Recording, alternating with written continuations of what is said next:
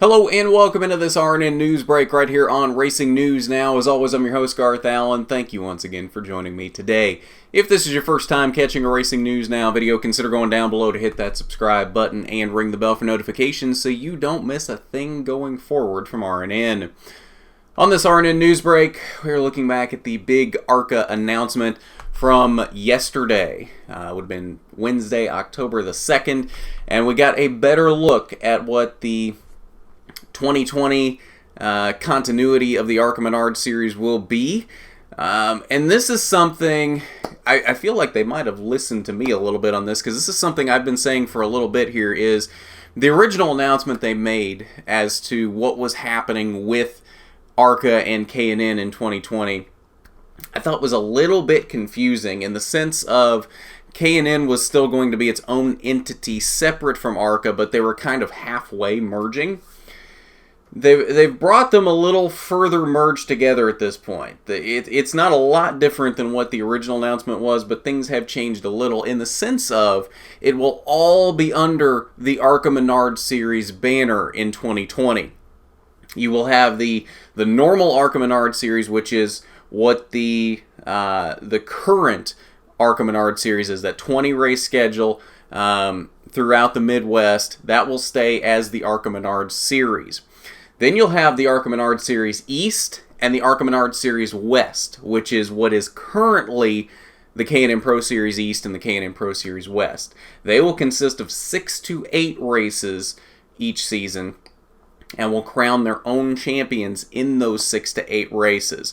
ARCA Menards Series will also have its own champion among 10 races. Then there will be what was originally dubbed the Stock Car Invitational. They're now calling it the ARCA Menards Series Showdown, which is a 10-race schedule within the ARCA Menards Series that the East and the West drivers can compete in as well for a 4th championship under that ARCA Menards Series banner. And it will be, from my understanding, will be all on short tracks so that those drivers that can't compete on super speedways can run for this showdown championship.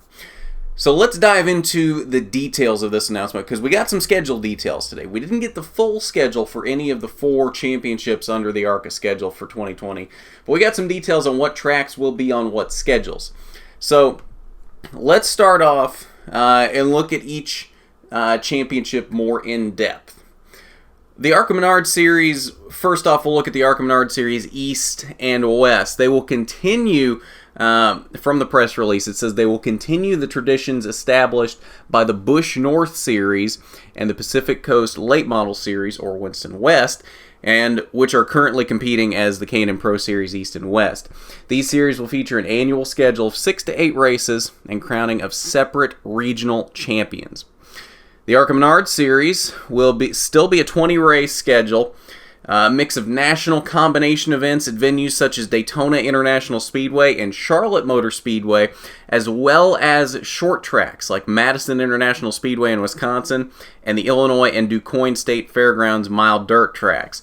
I like that they're specifying that, because there was some question that we would be back at both of those for 2020 in ARCA.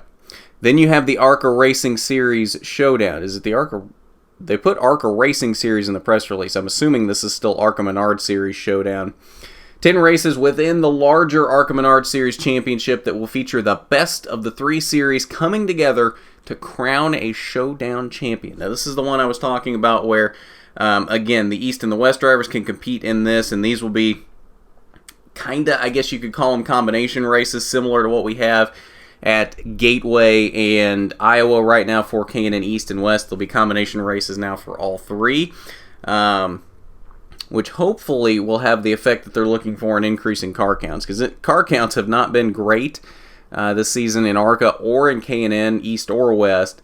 But as I've said many times this year, while it's nice to have a bigger field, it's not necessary to have good racing, to have a bunch of cars in the field, because we've seen some fantastic races, both in K&N and in ARCA this year, with races that haven't had huge entry lists. Now, one thing I wanted to point out here from this press release is NASCAR also announced that if an East, West, or current ARCA Menards Series car owner has a car that meets the 2019 rulebook, there will be a rules package that will allow them to compete in 2020. So this is a big thing here, not changing the cars drastically enough to where that some of these teams will have to spend a bunch of money to get new cars to be able to compete in 2020. That is a good thing in helping some of these smaller owners be able to still compete. I'm assuming that means that the steel body Gen 4 cars are not completely going away yet. They've been trying to phase those out for a couple years now, but they're still able to race those on short tracks on the ARCA schedule, and I think on the K&N schedule as well. So I'm assuming that means those aren't being completely phased out yet either.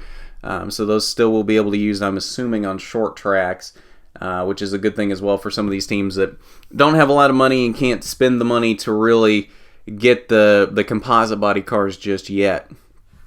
TV rights were also announced in this press release. MAV TV announced that they are extending their partnership with ARCA for another 3 seasons. That they will still be broadcasting every race that Fox does not for ARCA, including the 10-race showdown, which is as expected since they do basically all the short tracks. Fox does basically every companion race that they're there with the Cup Series or the higher series, and then MAV TV does the rest, which I know will come as a disappointment to some folks. MAV TV does some great coverage, but it is very hard to get on some people's TV packages, and I know a lot of people don't have MAV TV, so I know there's probably some folks out there not super happy with that, but at least there is some sort of TV coverage for these races, even if it is something that may be a little tougher to get for some folks. And then NBCSN will continue to carry the coverage of the East and West Series. I'm assuming those will still be on a delay as they are now, because there's no information here that says they will be live, so I'm assuming they will still be on a tape delay as they are now, about a week after the race actually runs. Now we get into some of the schedule details from the press release, and there's some interesting stuff in here because there are some races that are moving around between the series.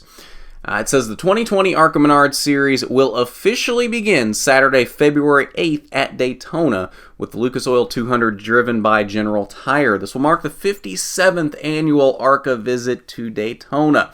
So we have 100% confirmation, although I know this probably is not a surprise to anyone, that ARCA again will be kicking off their season at Daytona. The Showdown will take the green flag with ARCA's inaugural visit to ISM Raceway on March 6th as part of the National Series event weekend in Phoenix, while the West will kick off the Las Vegas weekend with a return to the Bull Ring at Las Vegas Motor Speedway.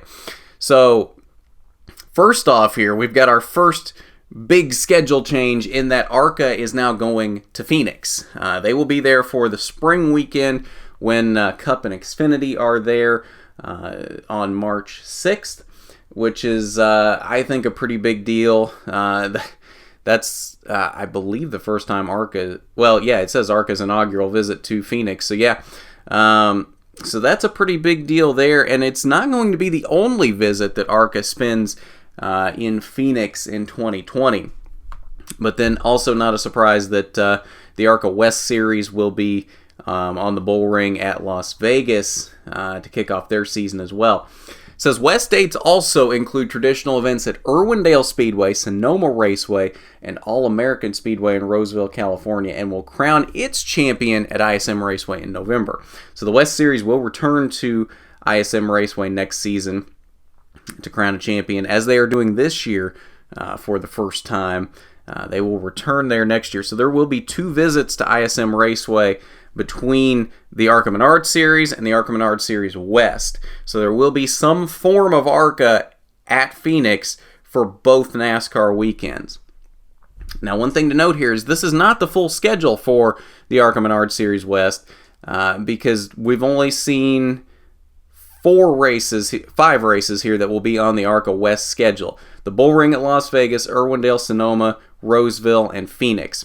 So there's at least one more race that we don't know yet that's on the ARCA West schedule.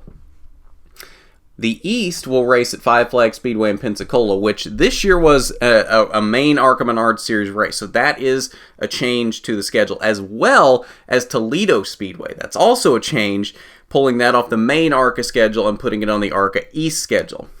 They'll return to Watkins Glen and again be part of the New Hampshire Motor Speedway Full Throttle Fall Weekend. The East season will culminate with a championship race at Dover International Speedway. Again, 5 races here that we have announced for the ARCA East Series. So at least one more race on that schedule that we don't know yet where it will be. In addition to Daytona and Charlotte, the ARCA Menards Series schedule will include Talladega Superspeedway, Michigan International Speedway, Chicagoland Speedway, and Pocono Raceway, and finish the season at Kansas Speedway October 16th. So, no surprises there, no real changes there, all tracks that are on the ARCA schedule and have been now for a few years. The Showdown 10-race schedule features some interesting races here, including Salem Speedway, Lucas Oil Raceway in Indianapolis, Minnesota's Elko Speedway, Bristol Motor Speedway, Iowa Speedway, and Worldwide Technology Raceway at Gateway, and will crown its first Showdown champion at Memphis Motorsports Park on September 26th. So definitely some big changes here to the main ARCA schedule, as we are moving Bristol onto the main ARCA schedule, as well as moving Memphis onto the main ARCA schedule, and they will be a part of the Showdown. So some interesting changes here, and I like what I'm seeing here. I like adding some of these tracks that have been a part of K&N up to this point. I like that we're not dropping them, and I like that we're adding them to the ARCA schedule. My question, though, is I feel like this is going to bump out a few of these other short tracks that some of us really enjoy going to. We'll see what happens here. Honestly, I'm kind of hoping, personally, I'm kind of hoping we drop, I know we're dropping one Pocono date because NASCAR's only going to be there one weekend next year. So that does free up one weekend. So maybe we really won't drop anything off the schedule next year. That would be nice. And then one of the last paragraphs says complete schedules for all 4 championships will be announced shortly. So I don't know how long shortly is. We may wait a week. We may wait a couple months. Traditionally, ARCA has released their schedule around Thanksgiving. Saying it'll be announced shortly, though, makes me think it'll be before then. Although we've got less than 2 months until Thanksgiving, so they might wait that long.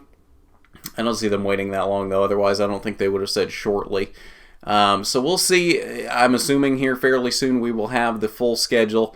What they may do is they may wait until Kansas weekend, championship weekend for the main ARCA schedule right now to announce those, or they may wait until Phoenix, which is the last race for any K&N East, West, or ARCA this year. They may wait until Phoenix weekend to announce next year's schedules.